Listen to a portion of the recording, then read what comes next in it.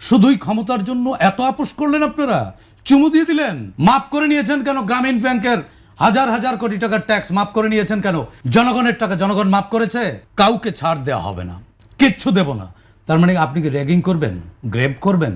জনগণ তারেক রহমানকে প্রশ্ন করুক, জনগণ শফিকুর রহমানকে প্রশ্ন করুক। যদি প্রশ্ন বন্ধ হয়ে যায়, কাল্ট হয়ে যাবে।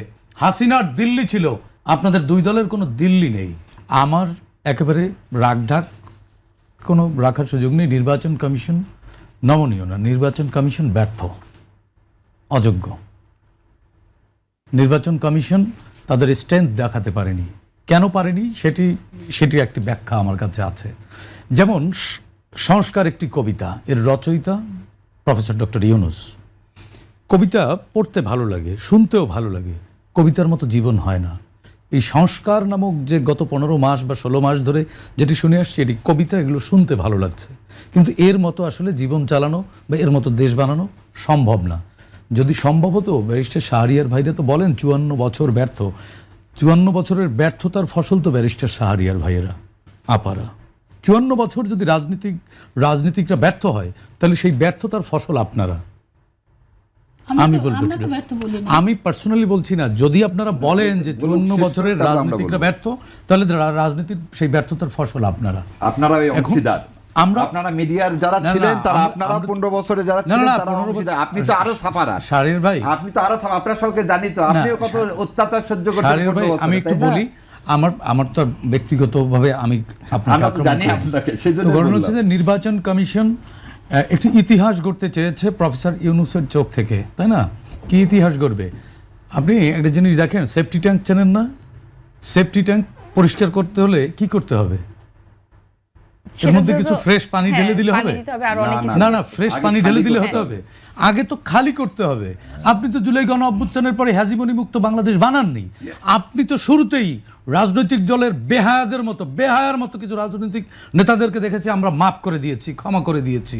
আমরা বললে কষ্ট পাই, আমরা ফ্যাসিস্টকে ফ্যাসিস্ট বলবো না, ফ্যাসিস্টকে কি বলবো? আমরা এই বেলাল্লাপনা দেখেছি তো রাজনীতিতে, আমরা এই বেহায়াপনা দেখেছি তো। শুধুই ক্ষমতার জন্য এত আপোষ করলেন আপনারা, চুমু দিয়ে দিলেন, সাপের মুখে চুমু দিলেন। এই কারণে এই হ্যাজিমনি মুক্ত অ্যাডমিনিস্ট্রেশন করা যায়নি। এবং সেই হ্যাজিমনি নিয়ে কি ইতিহাস গড়বেন আমি জানি না। ইতিহাসের দুইটি চ্যাপ্টার, একটি কালো অধ্যায়, একটি সোনালী অধ্যায়। আমরা আলো যেহেতু কমে আসছে, সম্ভাবনা কমে আসছে, সুতরাং আমরা একটু অন্ধকারের দিকে এগোচ্ছি আমার কাছে মনে হয়। আরেকটি জিনিস, শাহরিয়ার ভাইয়ের একটি আলোচনা মানে শুনলাম না, আপার একটি আলোচনা শুনলাম যে কে নোট অফ ডিসেন্ট দিয়েছে আর কে দেয়নি। আরে ভাই, সংস্কার তো একটি কবিতা, এটি সম্ভব না, এটি আপনারাও পারবেন না, কেউ পারবে না। কবিতা লেখা সহজ, কবিতার মতো জীবন হয় না। এই সংস্কারের গল্প দিয়ে কিছু কিছু লোকের ভাগ্য বদল হয়েছে, কিছু কিছু লোক পুনর্বাসিত হয়েছে, কিছু কিছু বহুজাতিক পণ্য এখানে বিক্রি হয়েছে উচ্চ মূল্যে।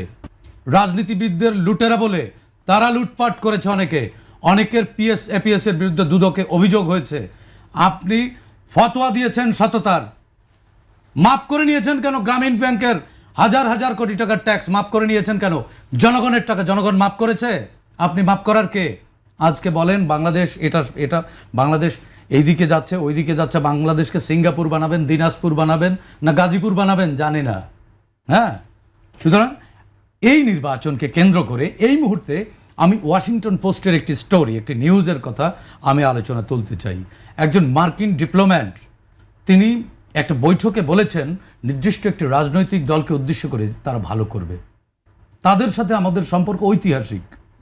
ইতিহাস শুরু হয়েছে তো তাদের সাথে, তাদের সম্পর্কের ইতিহাস শুরু হয়েছে 71 সাল থেকে। 1971 সালে মার্কিন পঞ্চম নৌবহর পাঠিয়েছিল পাকিস্তান, অবিভক্ত পাকিস্তান রক্ষার জন্য। সুতরাং ওই শক্তির সাথে ঐতিহাসিক এই সম্পর্ক আমাদের মধ্যে প্রশ্ন জাগায় যে একজন ডিপ্লোম্যাট তার শিষ্টাচারের মধ্য থেকে এই ধরনের কথা বলতে পারেন কিনা। আবার একই সঙ্গে একজন সংসদ সদস্য তিনি তার নির্বাচনী প্রচারণায় এটি বলতে পারেন কিনা, এটি নির্বাচনী আচরণবিধিতে আছে কিনা, কাউকে ছাড় দেওয়া হবে না, কিচ্ছু দেব না। তার মানে আপনি কি র্যাগিং করবেন, গ্রেপ করবেন? আপনি কি হুমকি দিচ্ছেন? কাকে দিচ্ছেন? চোখ কাকে লাল করেন? আমরা লাল চোখ দেখে দেখে অভ্যস্ত। আমাদের কাছে এখন মনে হয় কি ওইসব লাল চোখ হচ্ছে চোখে রোগ হয়েছে, ডাক্তার দেখান। বাংলাদেশ বাংলাদেশটায় শান্তি ফেরান। আপনারা রাজনীতিকরা একজন বলছেন মুসলেকা দিয়ে আমরা পালাইনি। আরে ভাই, আপনি তো গুপ্ত হয়ে গেছেন, আপনি পালাবেন কি? আপনি তো গোপনে চলে গেছেন। মুসলেকার কথা, এইসব পলিটিক্যাল রেটরিক না করে আপনি রাষ্ট্রকে নিয়ে, আপনি দেশকে নিয়ে, জনগণকে নিয়ে কি ভাবছেন? আপনি আপনার স্বপ্ন দেখান। A political leader is a vendor of dream, not a fraud. Political লিডার্সরা কিন্তু ফ্রড না। এখন যে কথাগুলো হচ্ছে রেটরিকের নামে, এটা ফ্রডপনা হচ্ছে, এটা বাটপারি হচ্ছে। আমি একজন নাগরিক হিসেবে আমি মনে করি আপনি ভোটের মাঠে জনগণের মন জয় করার চেষ্টা করেন, হুমকি দেন কেন? পেছন দেখান কেন? পেছনে কার কি আছে এটা তো আমরা জানি ভাই। সামনে নির্বাচন, ইন্ডিয়া যখন, দিল্লি যখন বলছে যে আমরা এখানে অমুককে ভালো দেখতে চাই, তমুককে ভালো দেখতে চাই, আজকে শৃঙ্খলা একটি কথা বলেছে যে অনিয়ম না হলে জামাত ক্ষমতায় আসবে না। আরে ভাই, জামাত তো জনগণ ভোট দিয়ে ক্ষমতায় আনবে। যদি জামাত ভালো কিছু করে, জামাতকে জনগণ ভোট দেবে। হুইজ শৃঙ্খলা? আপনাকে কে ডেকেছে এখানে? এটাও আমার কাছে মনে হয় এটাও এক ধরনের মানে ফাঁদ। এটা ওই বিএনপিকে এক ধরনের স্টিগমার মধ্যে ফেলে দেয়া। আবার বিএনপির কিছু নেতারা, আপারা কিছু নেতারা এমনভাবে কথা বলছেন যে উজু করতে হবে, নামাজ পড়তে হবে, অমুকের নাম। ভাই, কাল্ট বানাচ্ছেন কেন? কাল্ট বানাচ্ছেন কেন? তারেক রহমানকে প্রশ্ন করার সুযোগ দিন জনগণকে। জনগণ তারেক রহমানকে প্রশ্ন করুক, জনগণ শফিকুর রহমানকে প্রশ্ন করুক। যদি প্রশ্ন বন্ধ হয়ে যায়, কাল্ট হয়ে যাবে। হাসিনার দিল্লি ছিল, আপনাদের দুই দলের কোনো দিল্লি নেই।